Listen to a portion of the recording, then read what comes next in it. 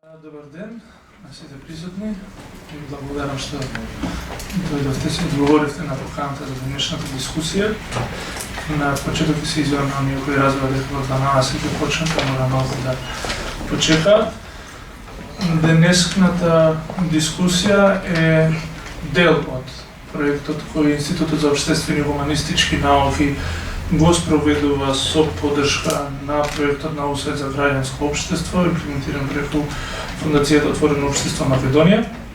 И да, тој проект се однесува на анализа, истражување и понатака креање на свест преку кампања за она што Институтот во текот на неговите истражувања го примети како тенденција во легислативниот процес во Македонија, особено во последните 4-5 години, тенденција која или образец на носење на закони која ние ја истраживме во досегашниот период, од која една од повеќето заклучоци е дека власта, поради фактот што најголемиот број, повеќе од 98% на закони кои се усвоени во собранието се предложени од власта, дека власта има тенденција да на прекумерна законска регулација на одредени општествени полиња и сфери на живот и животна пракса кои досега во Македонија никогаш не биле регулирани на тој начин со закон. Во принцип, кога би збореле од демократска појдовна точка, може тоа да изгледа дека таа тенденција се труди да се бори со информалитетот, со неформалноста во општеството и дека во принцип се бори против дерегулацијата, која е поглобален проблем, но во суштина гледаме од досегашното истражување кој беше имаше за цел да ја извади таа тенденција и да ја покаже суштинскиот проблем со таа пракса на власта досегашна, а тоа е дека со прекумерното регулирање на одредени општествени пракси не се прави само регулација на одредени пракси кои биле нерегулирани, туку една друга клучна тенденција е дека преку таквата прекумерна регулација се централизира моќта на извршување на имплементација на тие закони во извршната власт. Кога таа регулација, например, би се вршила преку паралелен процес на децентрализација, тогаш можеби истражувале во таа насока. Во овој случај, значи имаме два паралелни процеси, тој на хиперрегулација на најситни и најнепотребни за регулирање општествени пракси, од една страна, од друга страна целата моќ за контрола и извршување на тие законски одредби се концентрира во власта, поточно во самите министерства. И сега за конкретните такви пракси во одредени полиња, денеска тука ќе зборат нашите поканети говорници, значи им благодарам што да прифативте поканата, со тоа што на почеток ќе поканам Јордан Шишовски од Институтот за општествени и хуманистички науки од Скопје да даде краток осврт на досегашното истражување, кое понатака ќе се надополни и со наоди од овие дискусии, кои ќе следат уште 4 слични дискусии, па на крај ќе се спреми финалната публикација со која ќе се потрудиме да влијаеме врз свеста на граѓаните, на граѓанските организации, на меѓународните организации, представници во Македонија, врз тој начин на кој се носат законите во Македонија, кои произведуваат штетни последици за општеството, особено по слободата на изразување и по растење на нивото на самоцензура, особено кај граѓаните. Јордан ќе даде осврт на тоа истражување, понатака втор говорник ќе биде Константин Митраков, представник од студентскиот пленум, кој се надевам да говори поконкретно за проблематичните аспекти на предложениот закон за високо образование, каде исто така се приметува таа тенденција за прекумерна законска регулација. После тоа ќе се Дејан Георгиевски од Центарот за развој на медиуми, кои имаат исто така доста анализирано и истражувано во најмала да кажем проблематичните закони, законот за медиуми, законот за аудиовизуелни услуги, каде исто така се појавуваат такви аспекти кои дури во одредена мерка ја прекршуваат директивата за медиуми на Европската Унија. И на крај на Чупевска професорски пленум ќе збори за проблемот на прекумерна регулација во високото образование, но исто така за принципиелната разлика помеѓу поимот на правда и праведност. Право и правда. Добро, тогаш му давам збор да Јордан Шишовски. Благодарам. Најнапред да го ќе се обидам да го во кратки црти да го објаснам контекстот, позадината на цела оваа проблематика.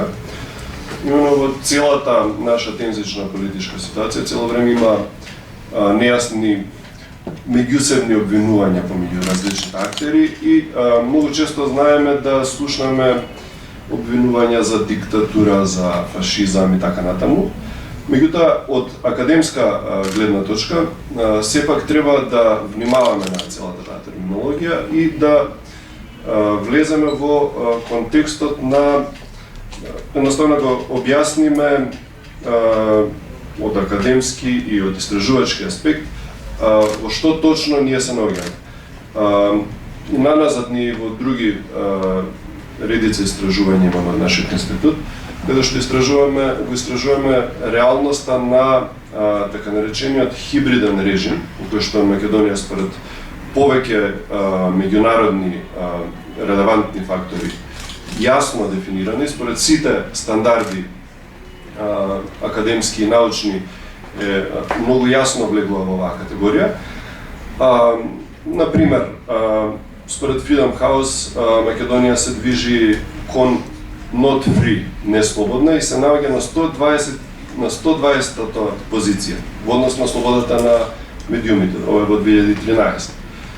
Според Репортерите без граници, Македонија е на 136-то место. Во однос на редица други институции и релевантни фактори, движењето на Македонија во правец на авторитаризам. Сега, што тоа значи? Тоа значи дека имаме, треба јасно да разграничиме, имаме функционална држава која што го штелува, така да кажеме, целиот систем во правец на воспоставување контрола врз сите институции на системот. Друго име за овој хибриден режим е исто така компетитивен авторитаризам, што значи дека има избори, значи постојат сите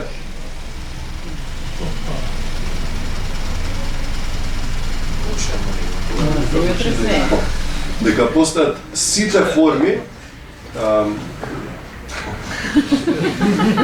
излезете под масата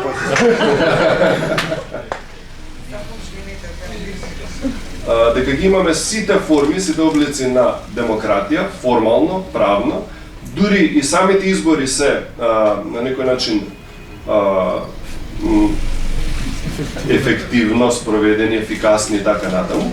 Да речеме да споредиме пример со изборите во Русија, каде што во секоја избирачко место имаше ставено веб камера. Но сепак џабе самиот ефект, колку и да се добро спроведени изборите, самиот ефект значи избор на авторитарна власт, која што понатаму, имајќи ги сите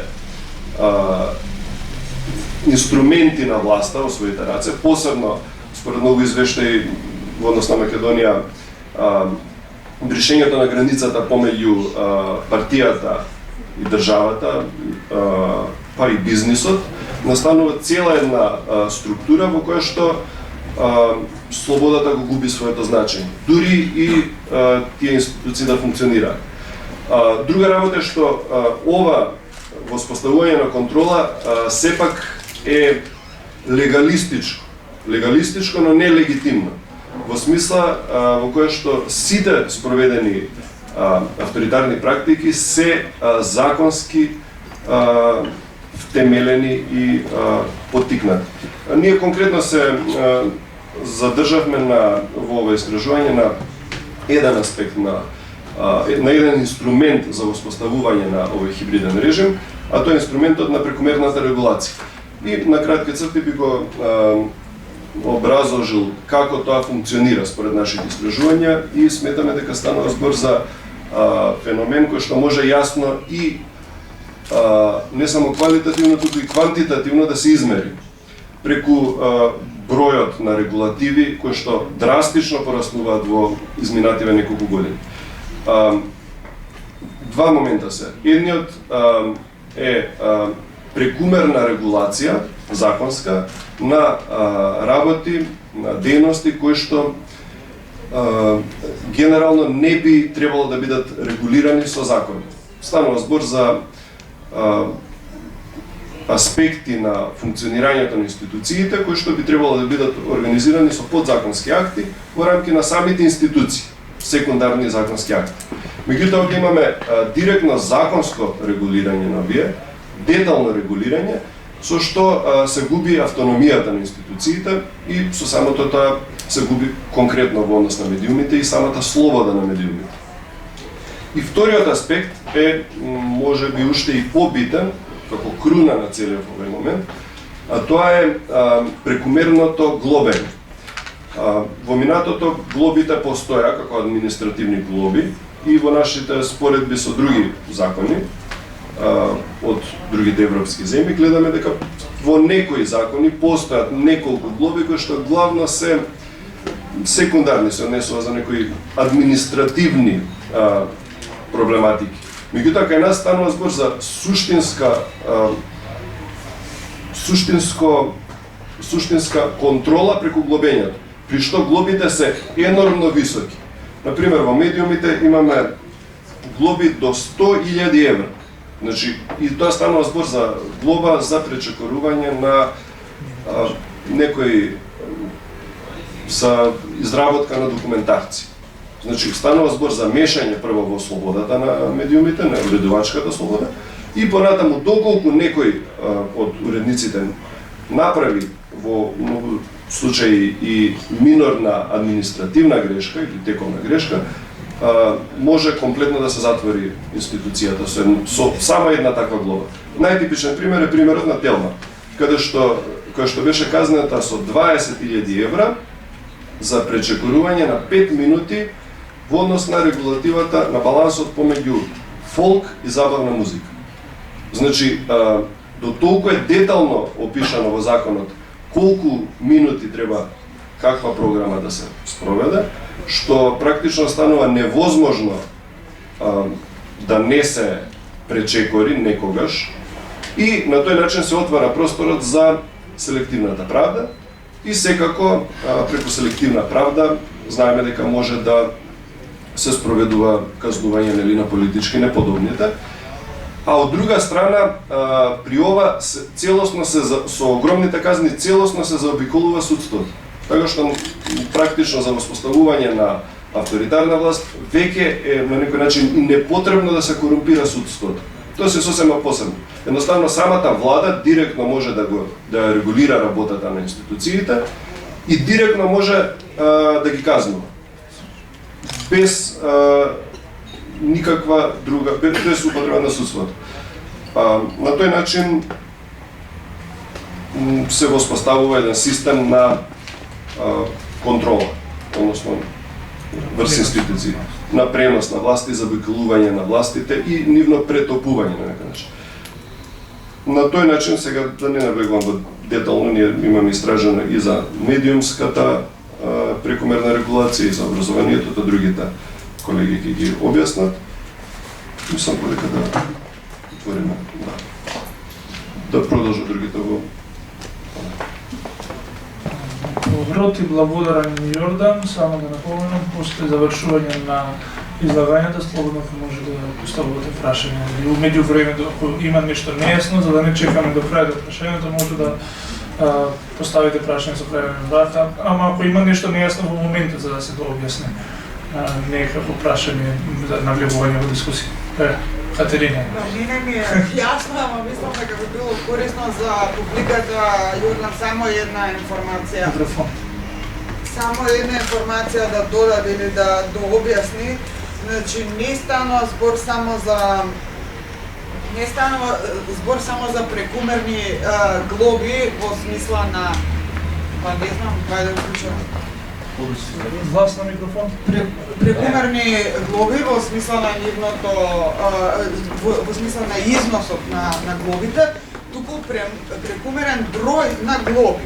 Значи, кога ги споредивме Законот за високо образование во Македонија, овој што е сега под мораториум, и против кои најголемите две катастрофи двата пленуми протестираа, овој закон дури, значи, пред оваа негова верзија која што е под мораториум, имал некај 60 глоби, од кои некои такви драконски.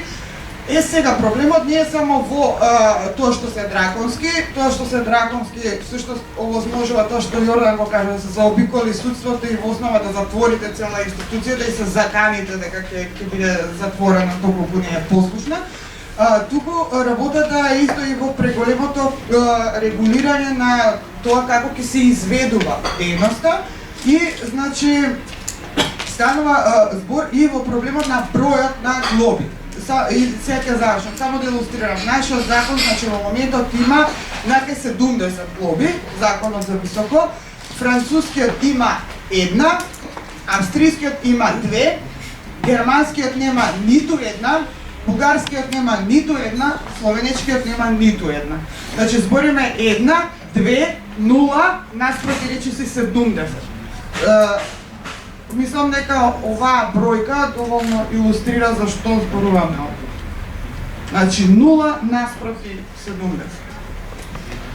Ти благодарам, Екатерина, за тоа објаснувањето за проблемот на таа тенденција која истражувавме во институтот, доста и од јавни професорски правни имиња особено укажуваа еден друг технички, но не е само технички и политички проблем на самиот начин на носење на закони, на законодавство, дека во закони материјално што се однесуваат на образование, на медиуми, на социјална заштита, се имаат вклучено членови и одредби кои нормално по правна логика и правна пракса и уставно зададени ингреденции треба да бидат вклучени во кривичен закон, а не во материјален закон кој регулира одредена пракса. Добро. Продолжуваме со Константин Митраков. Константин, ти благодарам уште еднаш за прифаќање на поканата.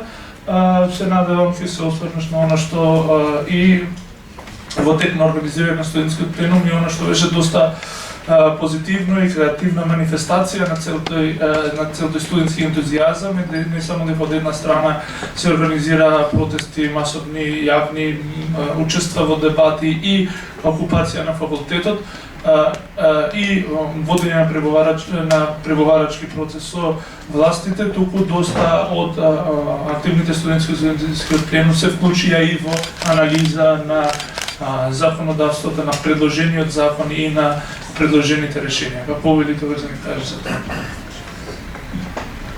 Благодарам, Мартин. Најнапред би сакал да се заблагодарам на организаторот Институтот за општествени и хуманистички науки воопшто за можноста повторно да ги проговориме овие проблеми, односно повторно да ги актуализираме проблемите поради фактот што како што можеме да забележиме моментумот на актуализирање на овие проблеми, односно моментумот на говорење против овие проблеми, по нивното одложување на некој начин замре.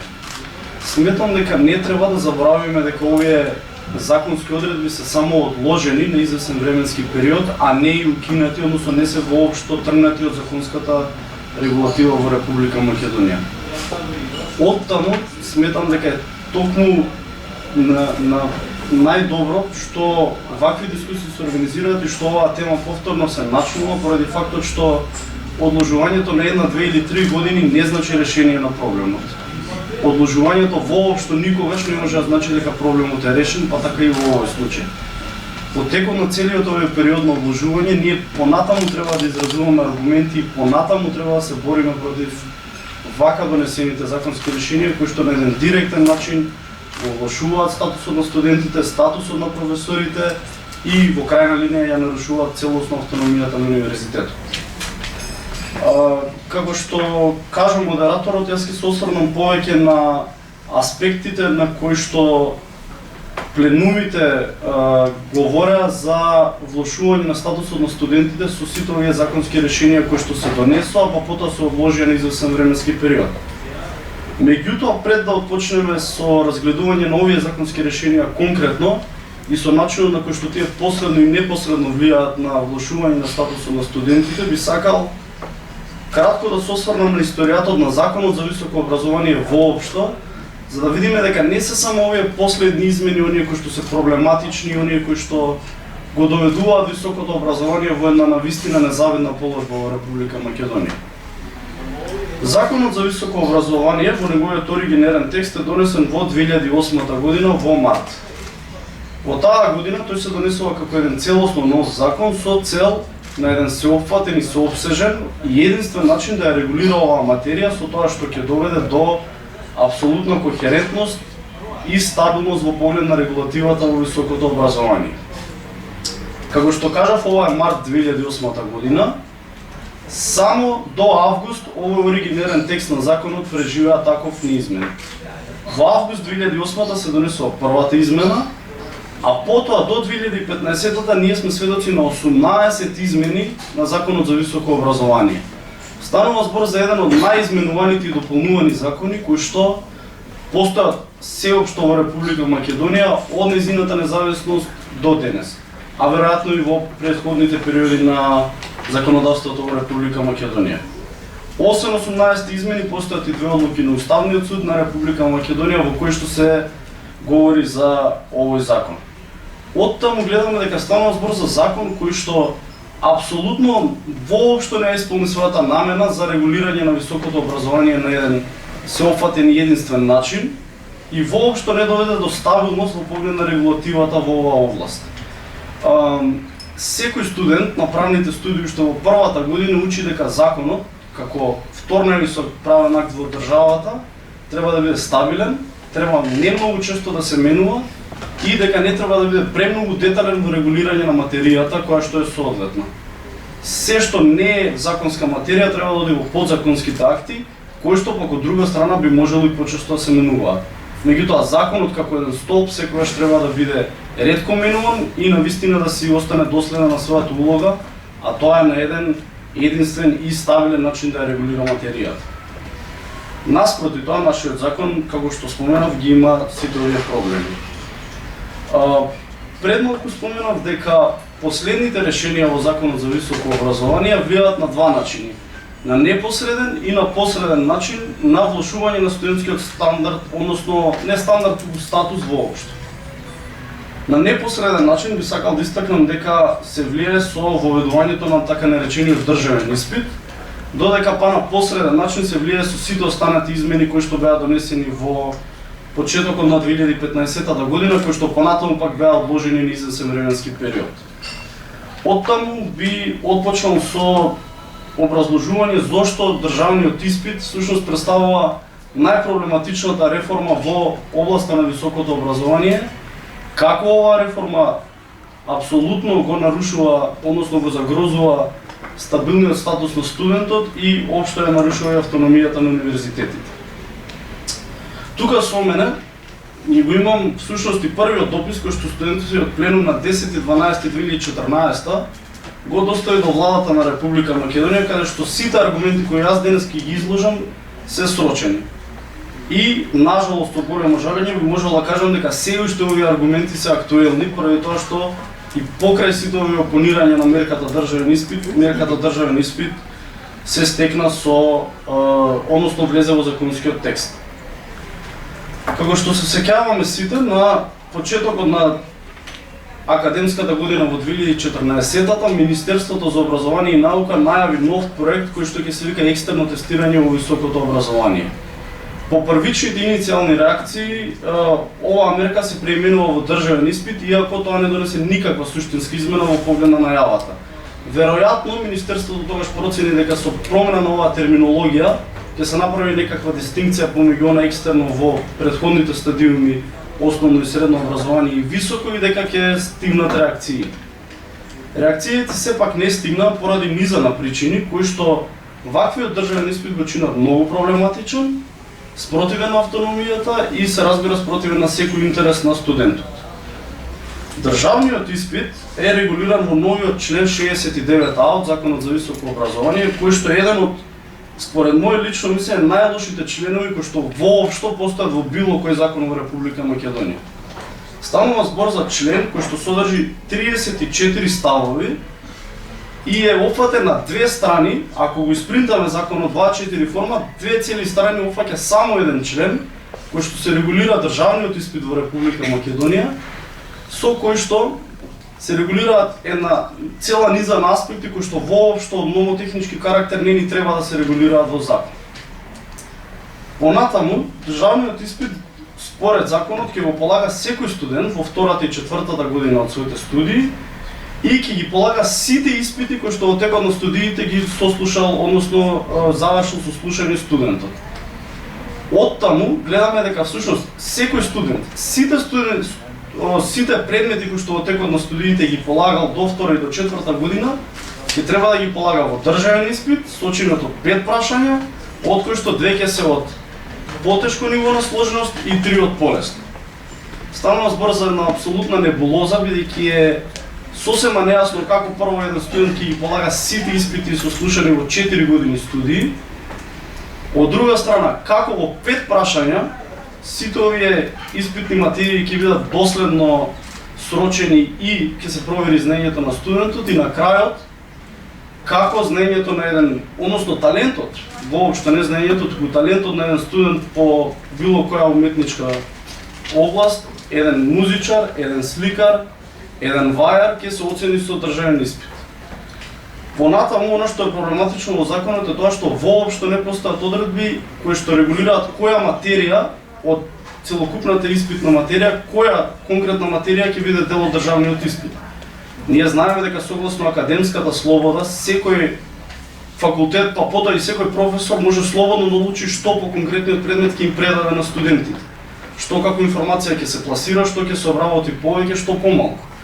Ние сме сведоци дека дури има исти факултети каде што двајца различни професори истиот предмет може да го предадат различно.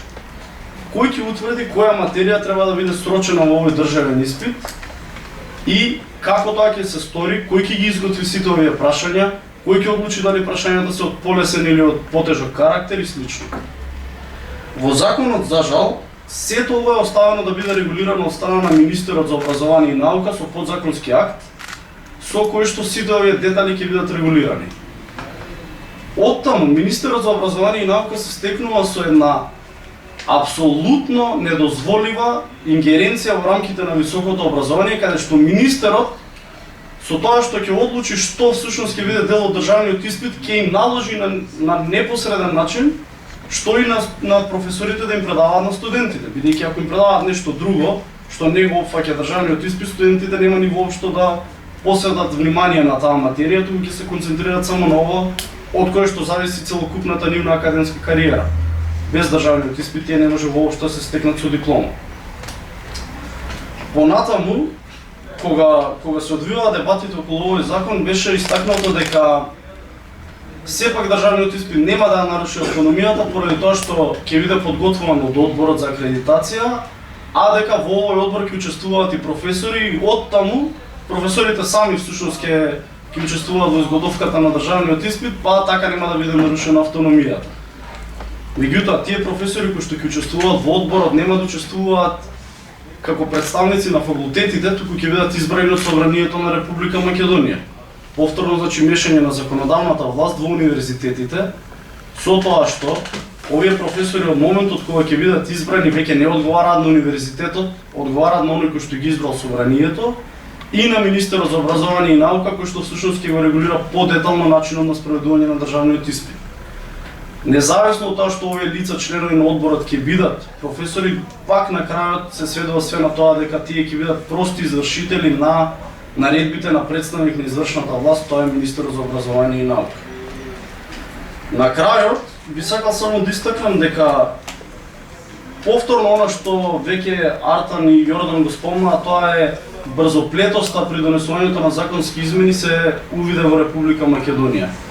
Без никаква анализа дали државниот испит е правиот механизам, без никаква анализа која што нам ќе ни ги каже јавно проблемите во високото образование, без никаква анализа на компаративни решенија во поглед на овие проблеми, нашите власти решија дека државниот испит е правиот механизам и брзоплето го донесоа во форма на закон, за потоа еден месец подоцна од неговото донесување да го одложат на една година, па потоа го одложија на уште една година, со тоа што спроведувањето на државниот испит ќе започне од 2017-18 академска година. Освен ова, би сакал да истакнам и уште еден аргумент зошто се смета дека е брзоплето донесен овој закон, а тоа е дека самата постапка за јавен увид како едни законски решенија би влијаеле во целокупниот правен систем на Република Македонија не е испочитувана. Односно, владата на Република Македонија има донесено упатство за начинот на кој што министерствата ќе постапат при спроведување на проценка на влијање на регулативата. И во тоа упатство се вели дека кога министерството сака да го процени влијанието на регулативата, ќе даде јавен увид на предложените решенија кои што ќе трае најмалку 15 дена. За разлика од тоа, во постапката која што претходеше на предложување на овој закон, нашето министерство даде јавен увид од само 2 дена, односно од 18.12 до 20.12.2014. Самото министерство го прекршува упатството донесено од владата која што е претпоставена на министерството, односно чии дел е министерството.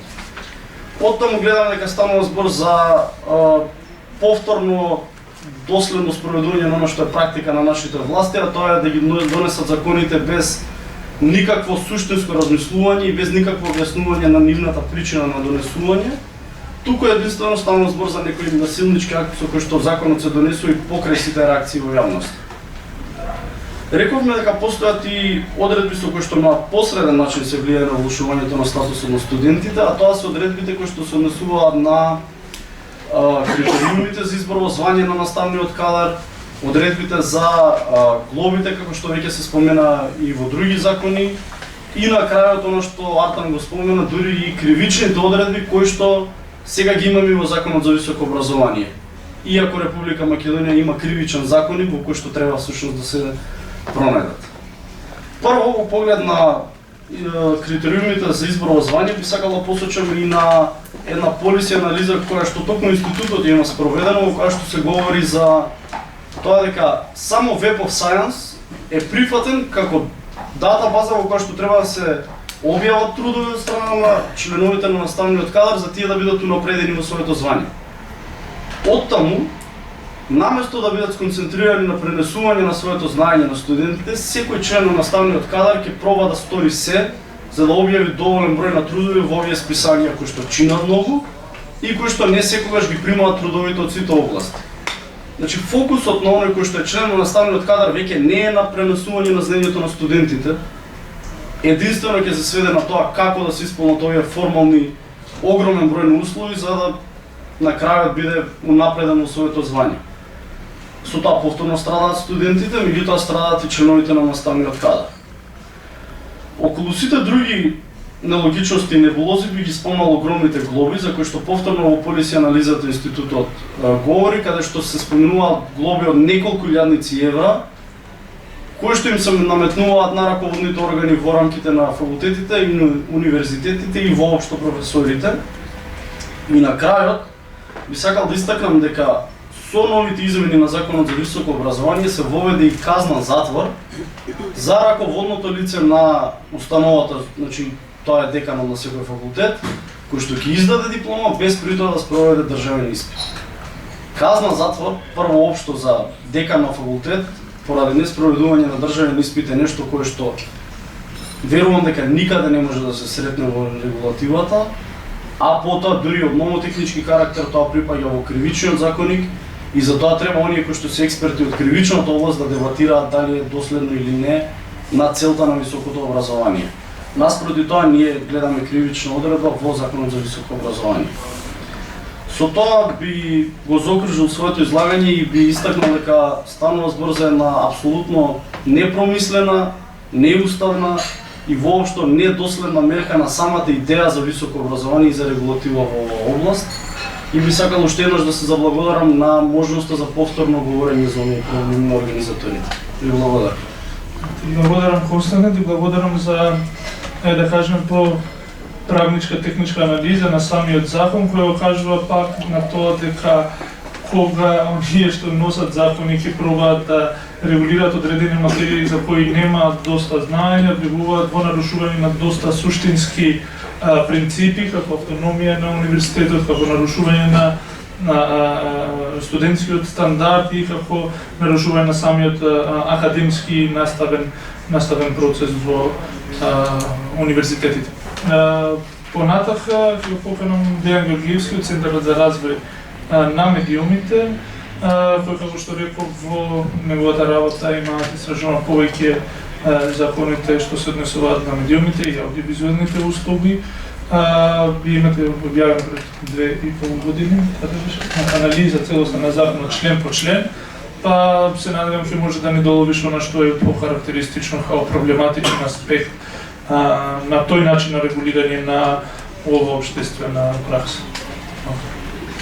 Благодарам, Мардан, благодарам пред се за поканата да учествувам на овој собир.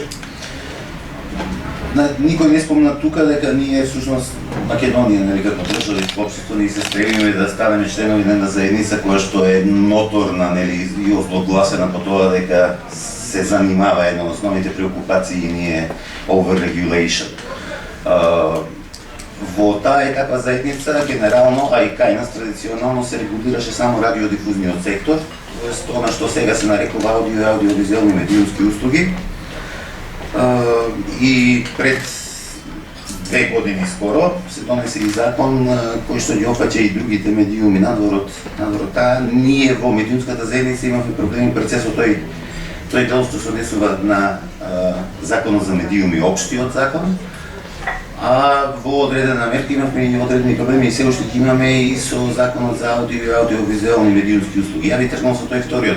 Кај нас медиумскиот сектор беше дерегулиран долго време, особено и во радиодифузијата, што според многумина предизвика хаос на тоа поле кој што и ден денес постои и тешко дека некој ќе се осмели да го разреши, затоа што и да се направи, ќе се соочи со тоа дека се меша во, нели, слобода на изразување, слобода на информирање, така натаму. Факт е дека не е тајна дека во Македонија има премногу медиуми кои што би живееле само од пазарот, што ги прави подложни сите тие медиуми на секакви политички, пред се економски, а и економскиот притисок кај нас е главно политички или е политички мотивиран.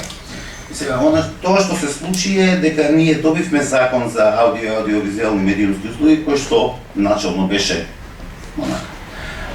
прилично окей, усогласен со европската директива, меѓутоа потоа владата пристапи во мощен краток рок со неколку кругови измени, вклучувајќи го воведувањето, нели, обврски за емитување домашна музика, при тоа идејќи во микроменеджмент, па да каже колку мора да биде народна забавна, без да навлегува во тоа каде, не знам, алтернативните видови музика, класична музика, джез, како во Македонија нема љубители на джез или автори на джез, туку тоа е така за специализирани програми што се слушаат некои културни, тоа за своји пари што се работи, а она што вреди и што мора сите, посебно националните и оние што се во регулираниот дел на спектрумот, во терестријалниот, така да кажам, тие мора да имаат народна и забавна музика, независно од нивната уредувачка политика, независно од тоа како Телма, како сака да се профилираат. И Телма се извлече, па воведува, нели, потоа и една толеранција плюс минус 50% за да не мора да се казнува. Ние сите во секторот мислиме дека е тоа за да се избегне казнување на сител, кој што во истиот тој круг, по истата основа, требаше да биде казнен со не баш мала сума. Втората работа што се направи и што е уште по опасна, мене се чини од две причини, е воведувањето на обврска да се произведува in-house продукција. Значи, медиумите што емитуваат национално ниво од општ формат мораат да произведат по 10 часа собствена играна или документарна програма и таа да ја емитуваат годишно.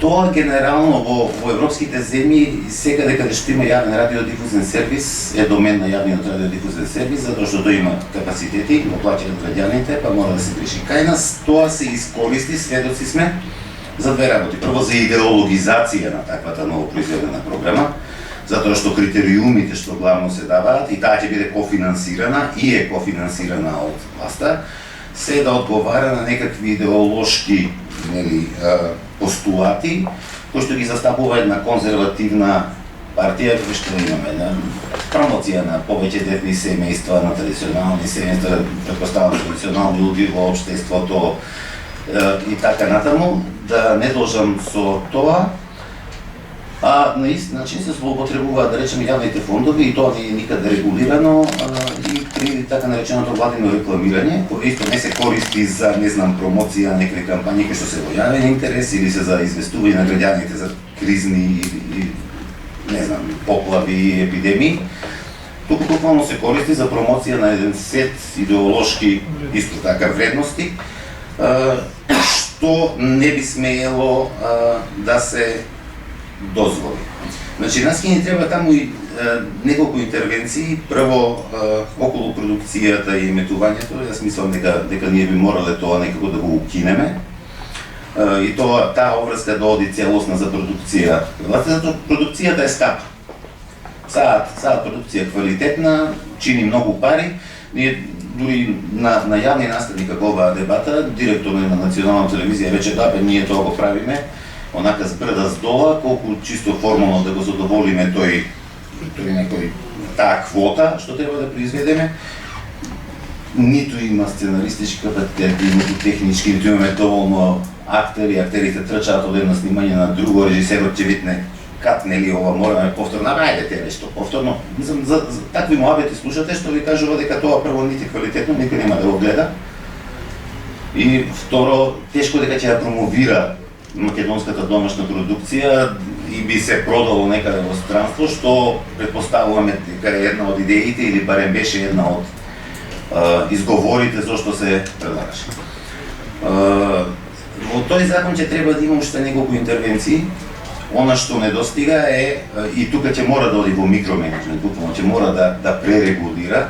За жал, знам дека тоа не е темата на, не е во согласно со општиот дух на овој настан, меѓутоа очигледно е дека, да речеме, македонската телевизија многу малку се грижи за транспарентност и отчетноста кон граѓаните.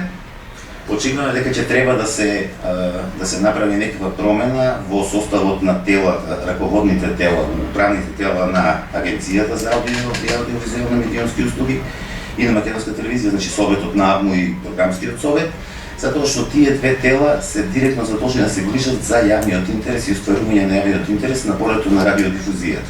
Нашата идеја е дека Советот за радио на АВМУ, кој што сега е тотално политизиран и е таков од 2011 година, кога се направија промени, треба да се врати на изворниот концепт на едно, како се рекол, колегијално експертско тело, кое што, да, би го бирал парламентот, меѓутоа нашата идеја е по објавен јавен конкурс, кој ќе се формира комисија, што ќе ги разгледа кандидатите, нивните програми и така натаму. А Програмскиот совет на МРТ, кој што е многу битен, затоа што за таа куќа плаќаат сите граѓани, сите ние нашиот джеп, независно дали е тоа преку јавна радиодифузна такса или дотација директно на бюџетот, тој ќе мора да биде многу порепрезентативен за македонското општество во сета негова различност. Че има млади, жени, не знам, луѓе со посебни потреби, етнички заедници, верски заедници, сите да бидат равноправно застапени, кој е германски систем. И при тоа дури размислуваме, може би ќе предложиме тоа да биде како и во германскиот систем, да не ги именува. Прашањето кој ќе ги именува, тоа да се именуваат од институции што не се внатре во собранието, за да се избегне уште дополнително можност за политизација. Тие се, знаете, во таа телевизија ќе мора да им се каже, да рече, дека тоа е тотално нетранспарентна. Законот вели дека седмиците на програмскиот совет се јавни, меѓутоа вие не можете да знаете кога тој совет се состанува, што расправа, какви одлуки. Значи, јас мислам дека тој закон дури ќе мора да пишува МРТ на својата интернет страница, ќе го објави, ќе отвори рубрика за нас, која ќе се вика документи, седници и така натаму, за да може да ги известува. Граѓаните треба да знаат каква програма се подготвува во нивно име и за нивна употреба. И тоа е генерално околу проблемите со тој закон, да не одам го премногу детали. Законот за медиуми беше по-проблематичен. Целата медиумска заедница сметаше дека тој не треба да се донесе воопшто. Меѓутоа, ако веќе сме решили, има европски држави што имаат закон за медиуми, и Унгарија ни имели на светлиот пример, иако факт е дека има и други подобни закони, меѓутоа тој уште од старт имаше неколку фалинки и неколку правни празнини, мислам дека се вика тоа, не знам, ја не сум правник, меѓутоа, да речеме, интернет тотално се игнорира интернет. Јас сум прашувал и едни и други стручњаци и зависи кога ќе прашате и како ќе прочита таа дефиниција за медиуми. Интернет порталите, нјуз сајтовите може да постојат, може да не постојат, може се медиуми, може не се. Законот тоа не би смеел да го дозволи. Значи законот мора да биде прецизен за луѓето, особено тие што чија дејност се регулира, да знаат дали потпаѓаат конечно под негов удар или под негова регулација, да не речем удар, или не.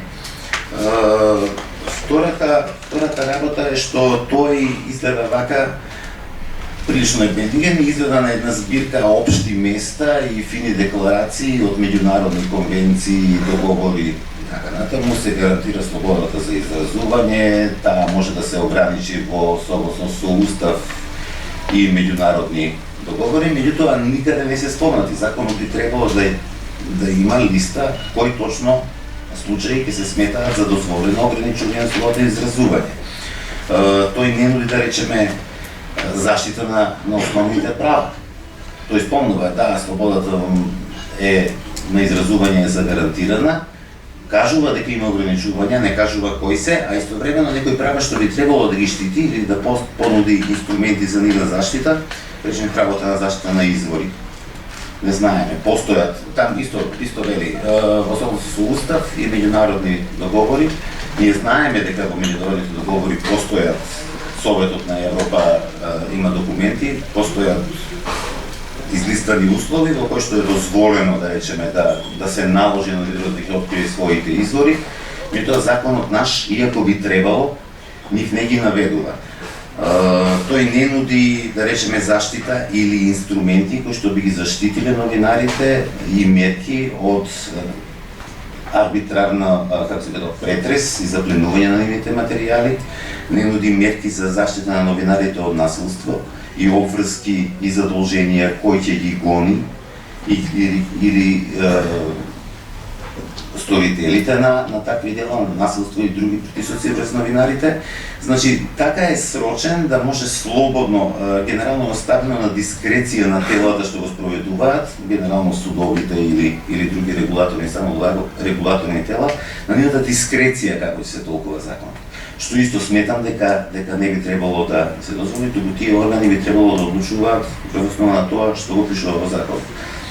Значи, ако не прашате нас во медиумската заедница, тој закон би требало во најмала рака целосно да се редефинира, рекомпонира, а ние би биле најзадоволни кога би го снимал, кога би се укинал, затоа што регулира една област што традиционално е оставена на саморегулација.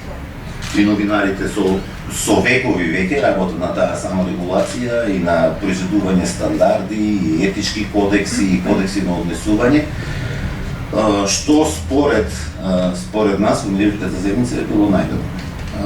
И Сега доаѓа период. Сите овие закони ќе мора да се редефинираат, со новинарството се занимаваат и во еден дел и изборниот законник. Најверојатно тој сега ќе претрпи одредени измени, затоа што затоа преговараат врз основа на договорот од Пржино, нели, нашите вајни политичари.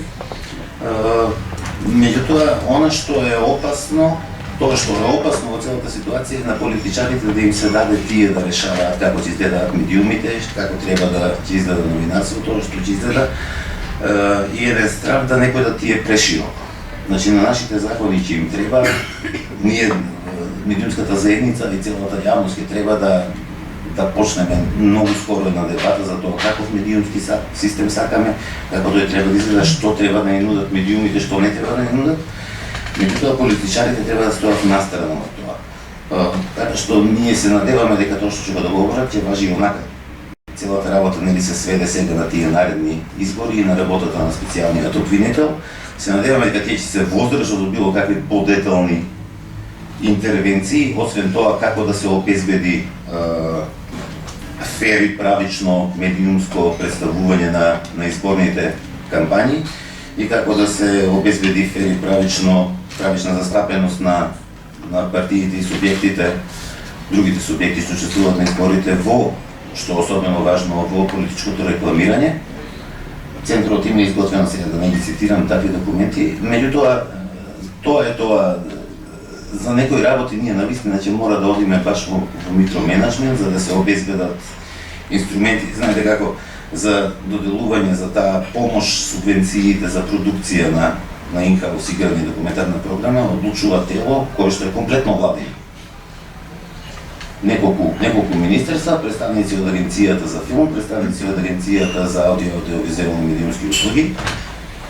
Кај нас, за жал, таквите тела ретко успеваат да останат независни, непристрасни и да си ја работат работата како што треба.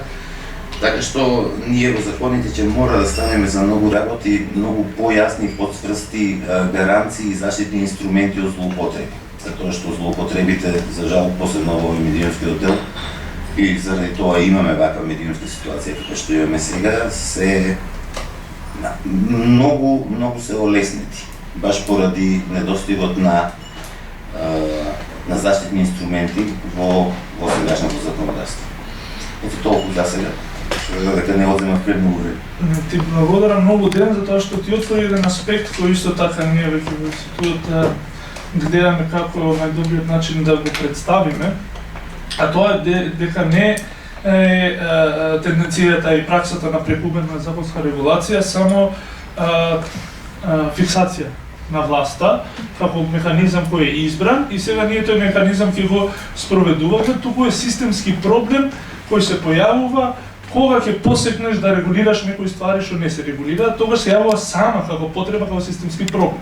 Самото објаснување што го даде со законот за медиуми, кој Фелата смета дека треба да го нема, а кога веќе го има, кога веќе некој пробал таа сфера да ја регулира, гледаме дека лошо ја регулира, дека му треба уште повеќе регулација.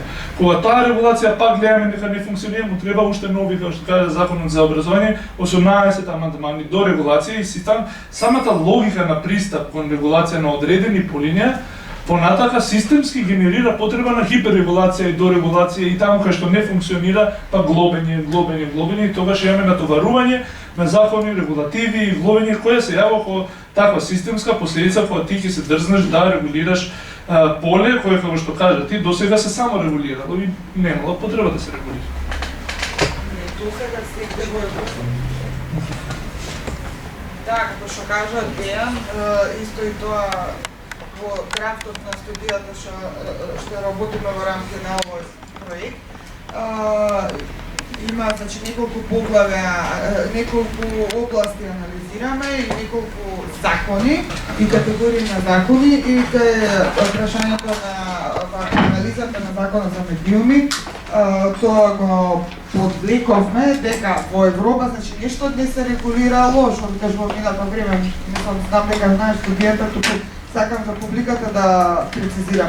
Не се регулира, европска пракса е да не се регулираат медиумите, има подзаконски акти, например BBC има свој правилник и слично. Едноставно на тој начин државата гарантира дека навистина постои медиумска слобода и уредничка слобода. Единствено има ова директива за аудиовизуелни услуги и тоа се сведува навистина на услуги. И не навлегува во никакви програмски аспекти на уредување, дали ќе имате народна или забавна музика и дали ќе имате продукција или не. И апропо ова што го кажа кога почне да се регулира нешто што не се регулира, тогаш прво има и легитимна потреба што се дорегулира затоа што е бесмислено, едноставно се лизга, не можете да воспоставите совршено правична контрола, но има и злоупотреба повторно на можноста од легализација на нешто што не сме да биде легално.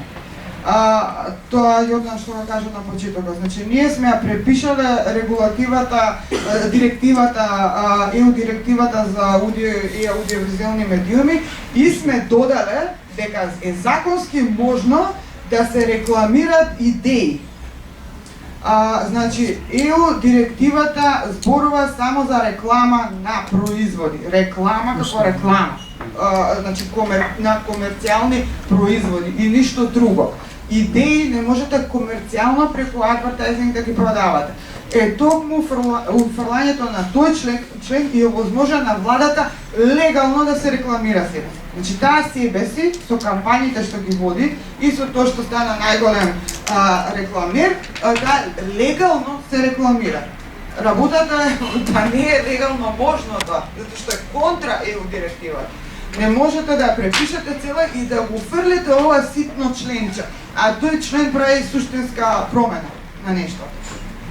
Значи, ја на ова само сакав да посочам како еден пример за триковите на хиперрегулацијата, каде што власта озаконува нешто што не треба да биде законето или со закон дозволено.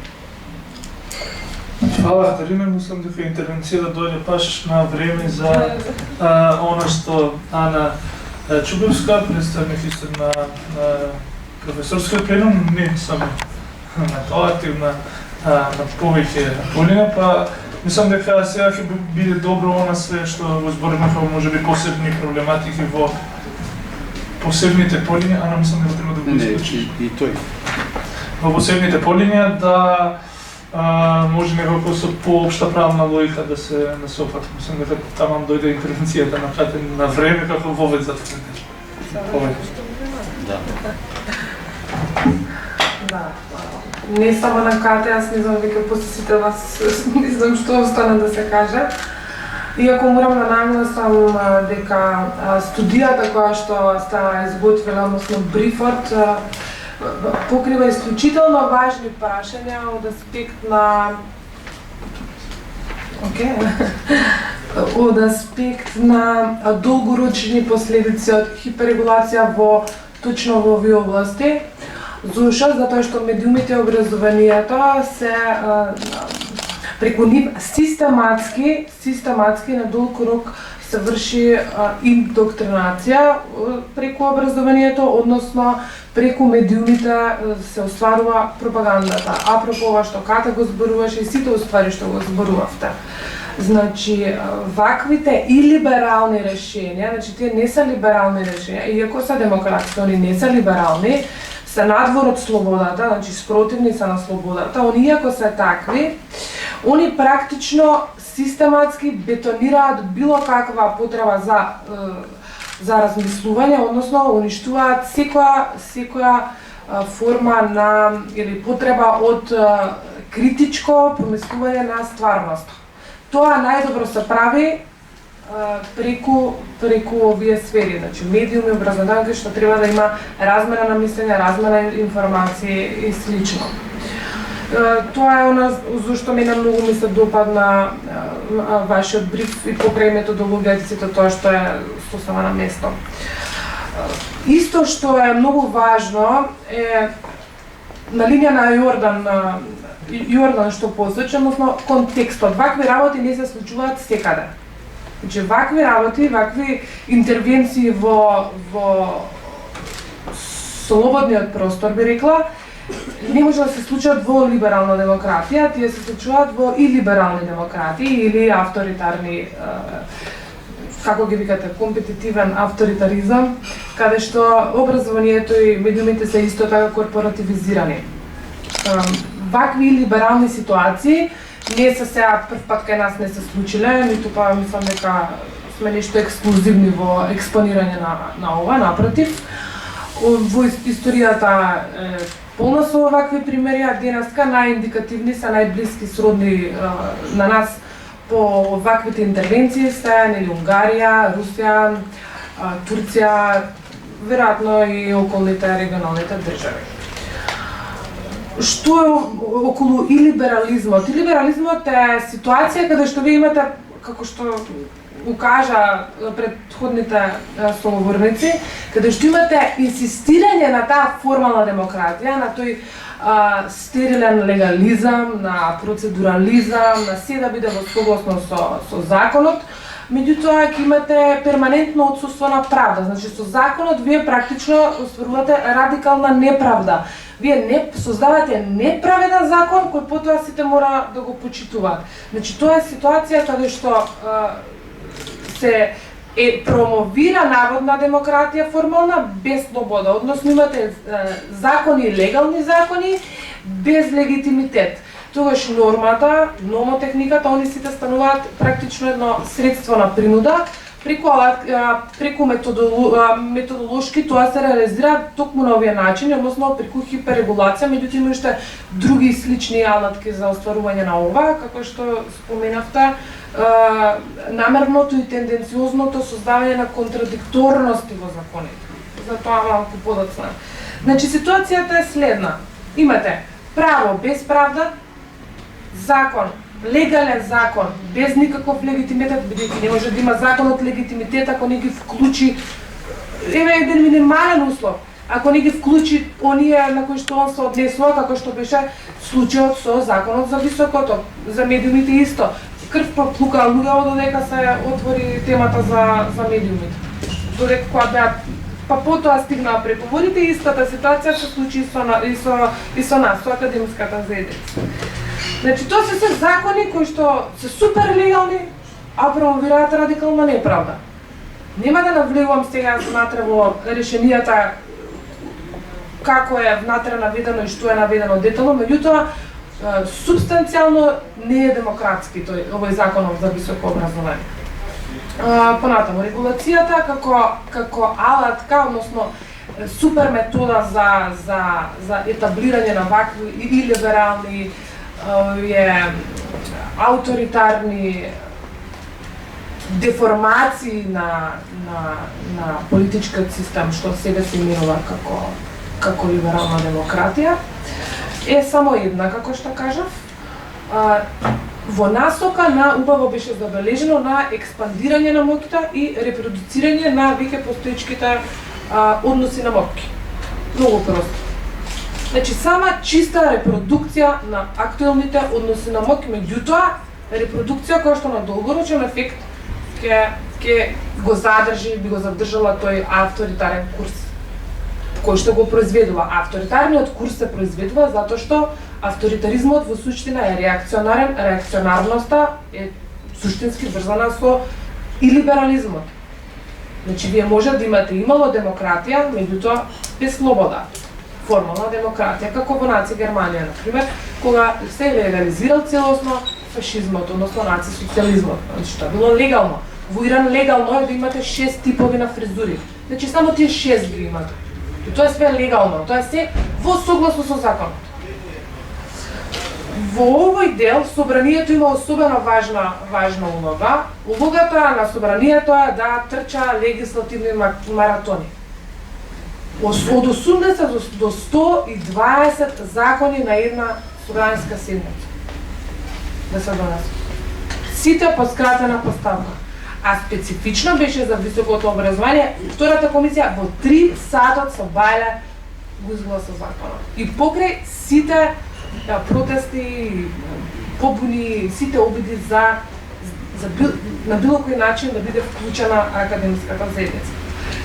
Следната фаза е однесувањето на функционерите, кои што репетитивно сите повторат. Па добро, ние се е тоа во согласност со законите, се е во согласност со законите.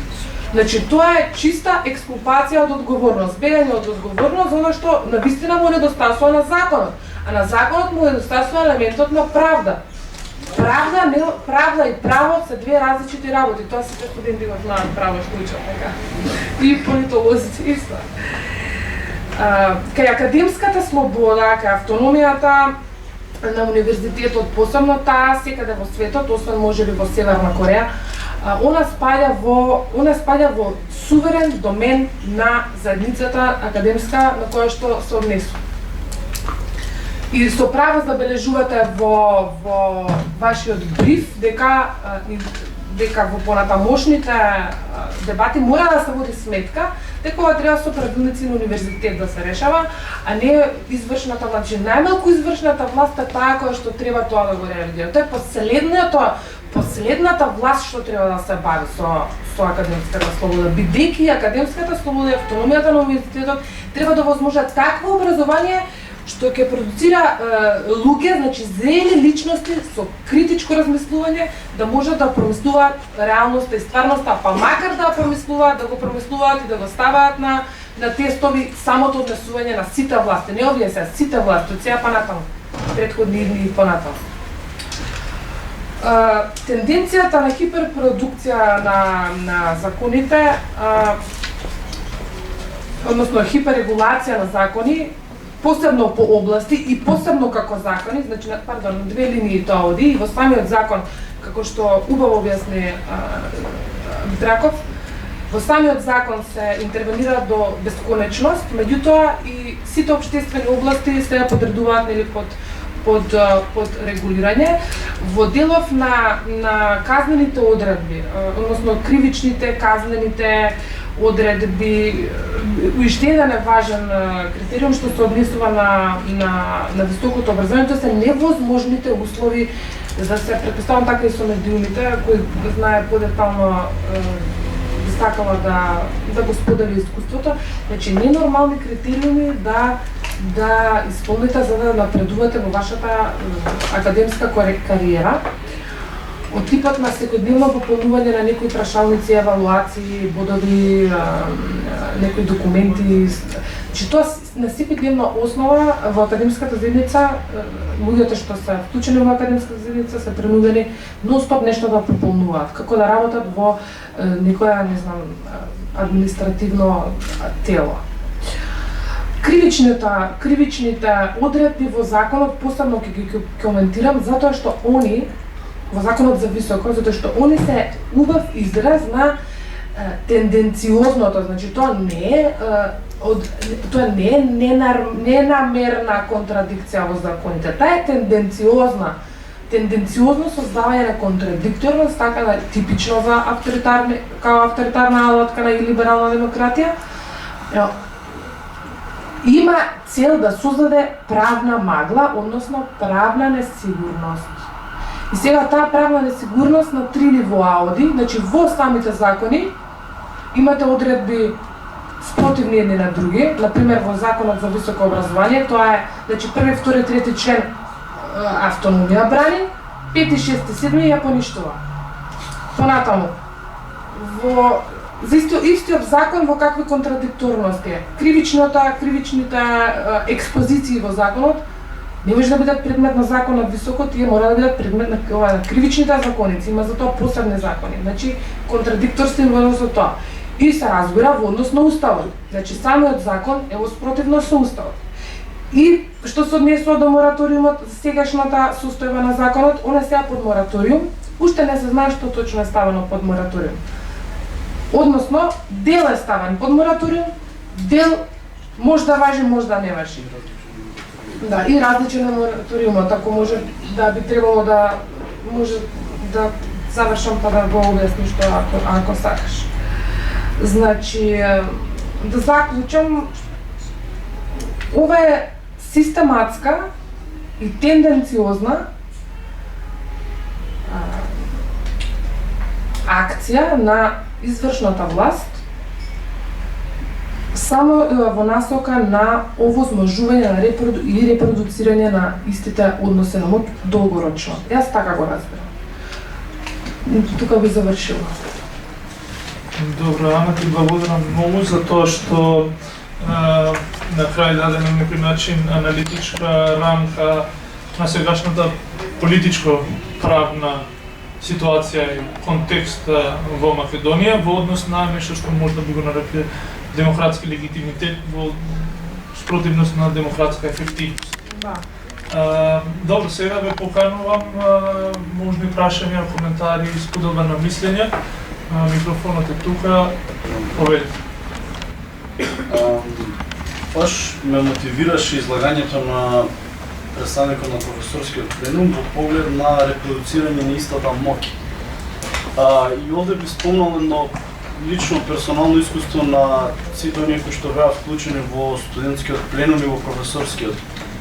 Ние разговараме за одложување и укинување на законски одредби не со представниците на собранието кои што ги донесуваат, туку разговаравме со представниците на владата.